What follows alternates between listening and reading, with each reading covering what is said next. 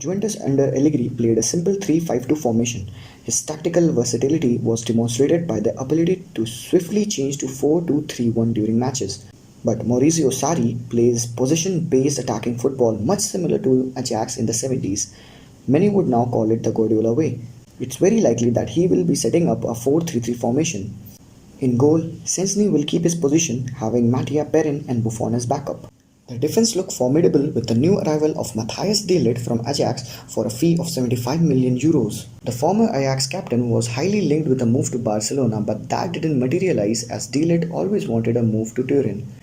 He can pair up with any one of Leonardo Bonucci, Daniel Rugani, the new arrival Merih Demiral, and the captain Giorgio Chiellini, who is 34 now. It's clear Juventus see de Ligt as a perfect replacement for the veteran. The right-back position is well placed with Joao Cancelo and Mattia Di Sciglio, while the Portuguese Cancelo was mostly preferred over the Italian by Allegri. At left-back, we have Alexandro, who was a subject of a few inquiries from PSG, and the newcomer from Roma, the 20-year-old Luca Pellegrini. Sarri could use a back four combination of Cancelo, De Ligt, Chiellini and Alexandro, which on paper looks unpenetrable. In midfield, Sarri loves playing a holding midfielder who is box-to-box, much like how he used Jorginho at Chelsea. At Juventus, he can make use of Adrien Rabiot, Yannick, Khedira and even Matuidi for this role.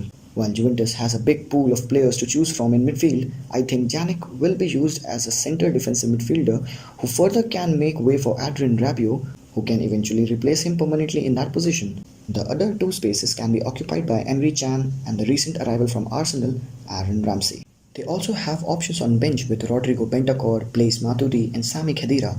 But with the midfield trio of Emre Can, Yannick and Ramsey, they would play as a perfect link to set up the attacking line led by the main man Cristiano Ronaldo. While there are so many options to play in the front three, the competition will be very high. It's very likely that Sarri will make use of both Higuain and Ronaldo since they played together at Madrid for a long time. Ronaldo looks all set to start as a left winger and Higuain as the main striker. There have been so many debates on Paulo Dybala about his exit from the Buccaneers, but for now it seems like his career can take a turn under the new manager. With the front three looking set up with Dybala, Higuain and Ronaldo, Sarri has options to rest and replace players with the likes of Federico Bernardeschi, Douglas Costa, Marco Xhaka and João Cuadrado for width. Mario Mandzukic and the 19-year-old talented striker Moise Kean can feature through the middle when given the chance to play. With that, we have the complete lineup for the upcoming season for Juventus, and it looks formidable.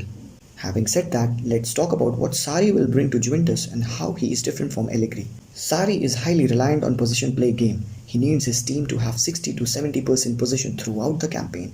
He did a tremendous job managing Empoli and then Napoli and came very close to winning the Serie A. Sarri at Chelsea made use of David Luiz in defense, who seems to have lost his place under Conte, but due to his ability to drive the ball ahead and create composure, Sarri reinstated him in defense. He likes his players to play short passes, keeping possession and a high defensive line. As Chelsea used to attack a lot with Marcos Alonso from the left, his midfield would consist of Jorginho, Kovacic and Conte. While Jorginho played as a pivot and as a reset, the other players played frequent passes to him. He was a key member of the attacking force. Jorginho's influence made Sarri to shift N'Golo Conte higher up the pitch than his natural position. The presence of creative players like Hazard was pivotal for Sarri, as Chelsea relied a lot on him to create goal-scoring chances. Speaking of Hazard and his creativity, Sarri will have a similar player up front for him at Juventus. Paulo Dybala for me is a luxury. He is fluid, he is dynamic and he has a sweet left foot when it comes to shooting. He is definitely a Sarri ball player. While the past season for Dybala was relatively poor as he just managed 5 goals and 4 assists in 30 league appearances as compared to his previous 22 goals and 5 assists. His performance was surely affected because of the arrival of one Cristiano Ronaldo. Now, Juventus have not appointed Sarri to win another Serie A. They have appointed him because Juventus needed a change. From Conte to Allegri, they both failed to win the Champions League with their direct style of play. And Juventus saw in Sarri a philosopher who says that the game should be played in a certain way. A team always tries to take the initiative. With his detailed style of possession-based attacking football, he is widely loved in Naples and even some parts of Chelsea. His style is mesmeric to watch as every player needs to be a yard ahead of himself. He prefers the ball to be on their feet while playing and has a certain rule of 5-second possession regain when the ball is lost. To make this highly fluid team tick, the players need to be in a perfect shape. They have to keep the tempo high throughout the 90-minute and press the opponents continuously in their own half to make them lose possession. Juventus have won back-to-back Serie A for continuous years, but they fall short in Europe because in Europe the opposition plays to win. It doesn't matter who they face.